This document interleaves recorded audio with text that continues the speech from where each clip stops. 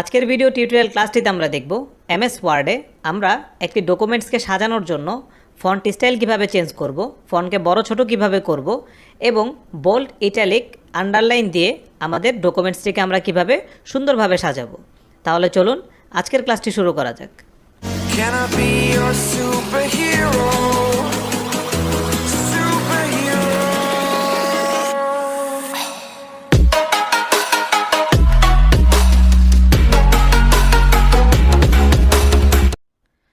প্রথমেই আমরা MS word সফটওয়্যারটি ওপেন করে নেব।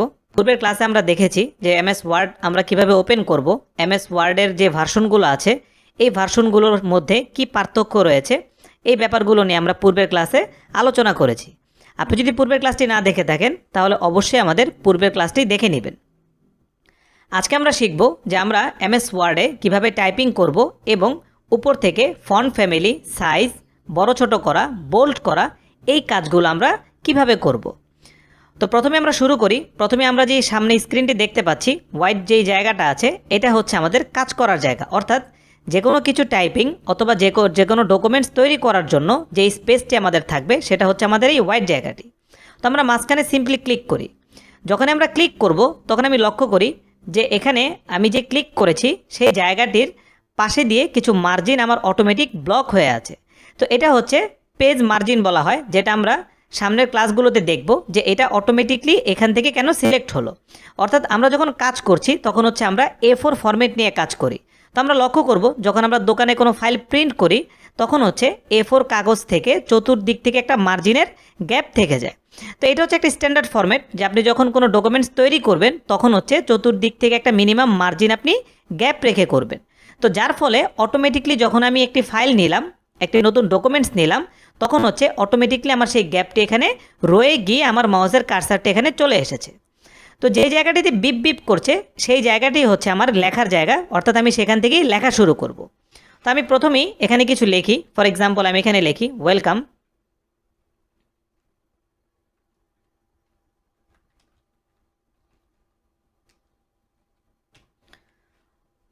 তো প্রথমে আমি এখানে একটি টেক্সট লিখলাম।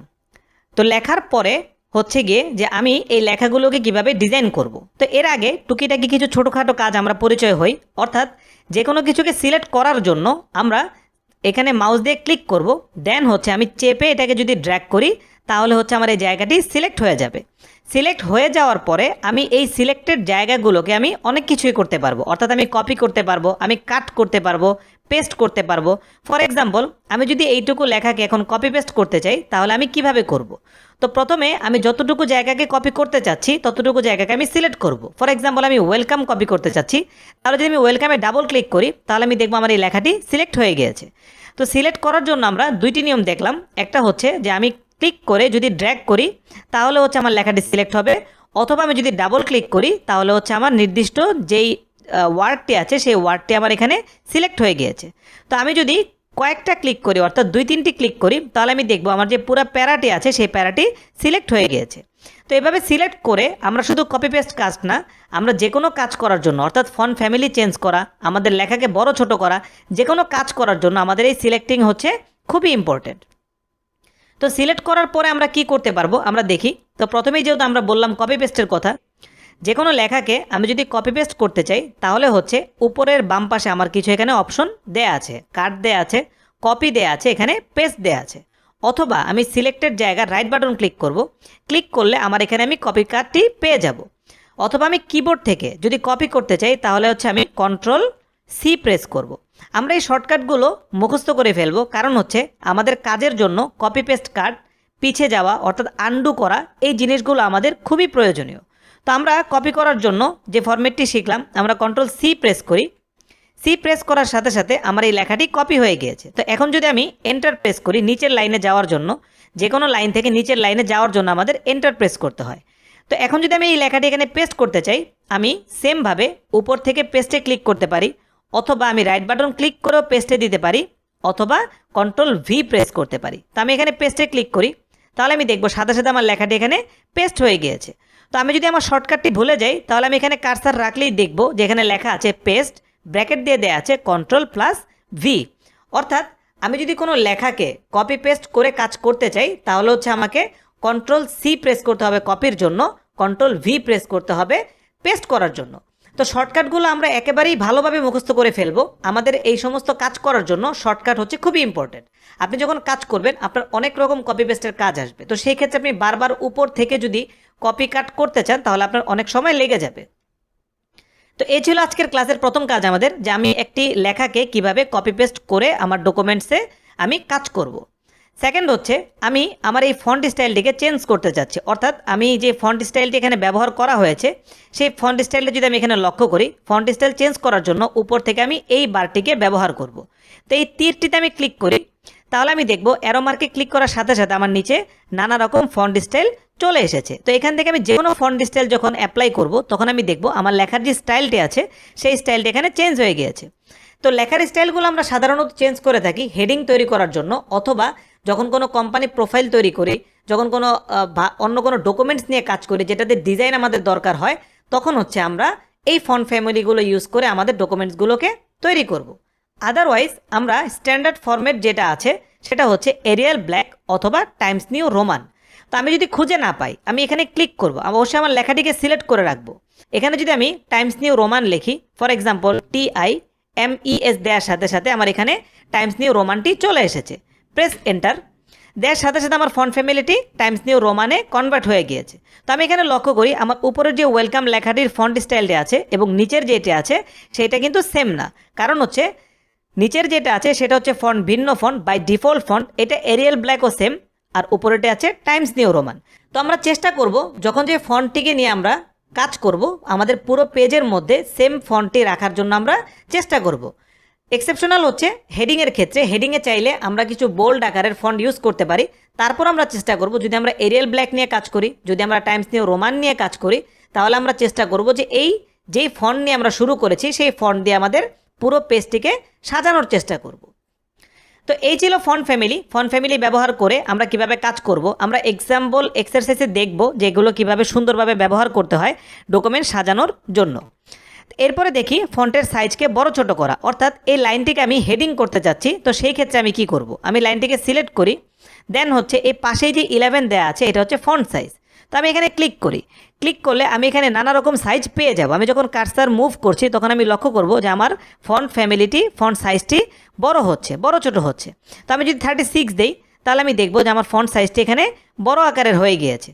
অথবা এই যে পাশে দুটি এ সাইন আছে এটাকে চাইলে আমি যদি বড়টিকে প্রেস করি আমার ফন্ট বড় হবে, যদি আমি ছোটোটিকে প্রেস করি তাহলে আমার ফন্টটি ছোট হতে থাকবে। তো এই যে আমি এতটুকু কাজ করলাম, এখন আমি এই লেখাটিকে সেভ করে নিব। কন্ট্রোল এস চেপে চেপে একটু পরপর আমার ডকুমেন্টটি আমি সেভ করে রাখবো, কারণ হচ্ছে যে কোনো কারণে যদি আমার কারেন্ট চলে যায়, পিসি অফ হয়ে যায়, তাহলে যেন আমি আমার লাস্ট ফাইলটি পেয়ে যাই। অথবা উপর থেকে এখানে সেভ আইকনে ক্লিক করব, অথবা এই মাইক্রোসফটের আইকনে ক্লিক করে আমরা সেভে ক্লিক করব। তো এইভাবে সেভ করে করে আমরা কাজ করব যাতে আমরা আমাদের গুরুত্বপূর্ণ ডকুমেন্টস আমরা না হারিয়ে ফেলি। তো এখন হচ্ছে আমি চাচ্ছি এই যে শিক্ষণ লেখাটি আছে এটাকে আমি আরেকটু হাইলাইট করার জন্য, তো সেই ক্ষেত্রে আমি এখান থেকে বোল্ড করে দিতে পারি এবং এটাকে আন্ডারলাইন করে দিতে পারি। তো এখানে লক্ষ্য করি আমি যখন বোল্ড দিলাম যতটুকু জায়গা আমি সিলেক্ট করেছি আমার কিন্তু পুরো লাইনটি হয়নি, কারণ হচ্ছে আমি শুধু শিক্ষণ লেখাটিকে এখানে সিলেক্ট করেছি হাইলাইট করার জন্য। তো আমি সিলেক্ট করে কি করলাম, এটাকে বোল্ড করে দিলাম বিতে প্রেস করে, এবং ইউর যে আন্ডারলাইন আছে এখানে প্রেস করে আমি আন্ডারলাইন করে দিলাম। তো এখানে আন্ডারলাইনের আরও কিছু ডিজাইন আছে, আমি যদি আইকনটিতে ক্লিক করি এখানে আন্ডারলাইনের আরও কিছু ডিজাইন আছে। আমি যদি এই অ্যারোটিতে ক্লিক করি তাহলে আমি দেখব এখানে আমার আরও কিছু ডিজাইন চলে এসেছে, ডটেড চলে এসেছে, ড্যাশেস চলে এসেছে, ডাবল লাইন চলে এসেছে। তো আমরা আমাদের রুচি মতো আমাদের যেই লাইনটি ভালো লাগে সেই লাইনটিকে আমরা এখানে ব্যবহার করব। এবং আমরা যদি চাই তাহলে হচ্ছে আন্ডারলাইনের কালারটিও আমরা চাইলে চেঞ্জ করতে পারি। আন্ডারলাইন কালারে গিয়ে এখানে আমরা অনেকগুলো কালার পেয়ে যাব। রেড দেওয়ার পরে এখন হচ্ছে আমি এখানে পেয়ে গেলাম। আমরা অনেক সময় অনেক জায়গায় দেখি যে মার্ক করার জন্য যে লেখার মধ্যে কোন জায়গাটায় ভুল আছে, তো সেই জায়গাটা অটোমেটিক কম্পিউটার MS ওয়ার্ড থেকে আসে। যদি সেটা না হয় আমরা ম্যানুয়াল করতে চাই তাহলে কিন্তু চাইলে আমরা এভাবে কাজ করতে পারি। যে কোনো ডিজাইনিংয়ে হচ্ছে বুদ্ধির খেলা, আপনাকে বুদ্ধি খাটিয়ে কাজ করতে হবে।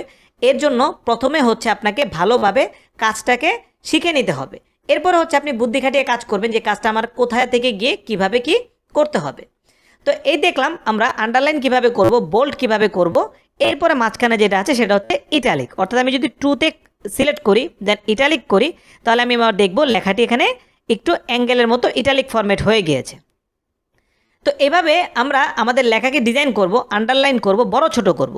এরপরে লাস্টে দুইটি অপশন আছে, এই দুটি অপশন আমরা দেখে নিই। ফন্ট কালার চেঞ্জ করা, আমরা অ্যারোতে ক্লিক করি। এরপর হচ্ছে আমার এখানে কালার বারটি চলে এসেছে। এখানে বিভিন্ন রকম কালার আছে। আমি যদি লেখাটিকে কালার দিতে চাই, যে কোনো কালার যদি সিলেক্ট করি, তাহলে আমি দেখবো আমার লেখাটি সেই কালারে পরিণত হয়েছে।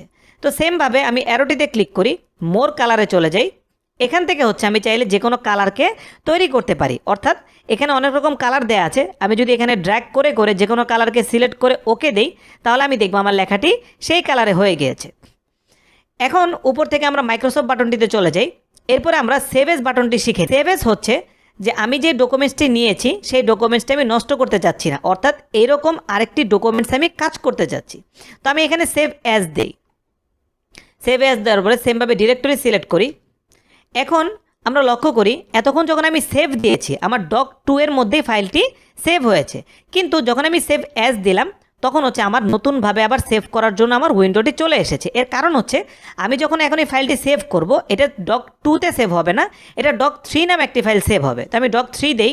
দেন হচ্ছে আমি যদি এখানে কিছু লিখি অ্যান্ড সেভ দেই, যে আমার ফাইলটি doc3-তে সেভ হয়েছে। আমরা উপরে লক্ষ্য করি আমাদের যে ডকুমেন্টসের নামটি আছে, আমরা উপর থেকে ডকুমেন্টসের নামটি পেয়ে যাব যে আমি কোন ডকুমেন্টসটি ওপেন করে রেখেছি। এখানে কিন্তু doc3 শো হচ্ছে। এখন যদি আমি আমার ফোল্ডারে যাই, যাওয়ার পরে আমি যদি doc3 ক্লিক করি, তাহলে দেখব এই লেখাটি সহ এসেছে। আমি যদি ফোল্ডারে গিয়ে doc2 ক্লিক করি, তাহলে আমি দেখব যে আমার যে পরের লেখাটি আছে সেই লেখাটি আমার এখানে আর নেই, কারণ হচ্ছে আমি সেভ অ্যাজ দিয়েছি। সেভ অ্যাজ দেওয়ার কারণে হয়েছে কি, আমার নতুন একটি ফাইল ওপেন হয়েছে এবং পরের যে লেখাগুলো আছে সেই লেখাগুলো আমার সেই ফাইলে চলে যাচ্ছে। তো সেভ আর সেভ অ্যাসের মধ্যে আমরা পার্থক্য দেখলাম। সেভ হচ্ছে আমার যেই এক্সিস্টিং ফাইলটি আছে সেই ফাইলের মধ্যে বারবার ফাইলটি সেভ হওয়া, আর সেভ অ্যাজ হচ্ছে ওই ফাইলটির মতো করে আরেকটি ফাইল সেভ হওয়া। শর্টকাট দেখলাম এবং আমরা আরও কপি পেস্টের কাজগুলো এই ক্লাসটিতে আমরা দেখলাম। তো এখন হচ্ছে এমএস ওয়ার্ডের মধ্যে আমরা যে কাজগুলো দেখলাম এটা হচ্ছে অল্প সংখ্যক কাজ। তো এমএস ওয়ার্ডের একটি গুরুত্বপূর্ণ পার্ট হচ্ছে টাইপিং করা, অর্থাৎ আপনার আজকের যে ক্লাসটি গিয়েছে সেখানে হয়তো বা অল্প কিছু কাজ আছে, কিন্তু এমএস ওয়ার্ডকে এক্সপার্ট হওয়ার জন্য আপনাকে কিবোর্ডটি মুখস্থ করে ফেলতে হবে খুব ভালোভাবে। আপনি যদি টাইপিং ভালোভাবে না শিখতে পারেন তাহলে হচ্ছে এমএস ওয়ার্ড আপনি ভালোভাবে ইউজ করতে পারবেন না। আপনি একবারে মুখস্থ না হোক, 1 মিনিটে আপনি কত শত শত ওয়ার্ড না করতে পারেন, বাকি বেসিক যে স্পিড আছে সেই স্পিডটা আপনাকে কাভারেজ করতে হবে। কিবোর্ডটা যদি আপনি মুখস্থ করে ফেলতে পারেন তাহলেই হচ্ছে আপনি একটি ডকুমেন্টস তৈরি করতে পারবেন খুব ভালোভাবে। এরপর হচ্ছে আপনি ডিজাইনিংগুলো ইউজ করতে পারবেন। আপনি যদি ডকুমেন্টসে না লিখতে পারেন আপনি ডিজাইন কিসে করবেন, আপনি ডিজাইন ঠিকমতো করতে পারবেন না। তো নেক্সট ক্লাসে আমরা টাইপিং নিয়ে আগে দেখব, টুলবারের কাজগুলো আমরা আস্তে আস্তে দেখব। নেক্সট ক্লাসে আমরা টাইপিংয়ের স্টেপগুলো শুরু করব, যে টাইপিং করার জন্য আমাদের কি ফরম্যাট ব্যবহার করে আমাদের টাইপিং শিখতে হবে, টাইপিংকে আমাদের আয়ত্ত করতে হবে।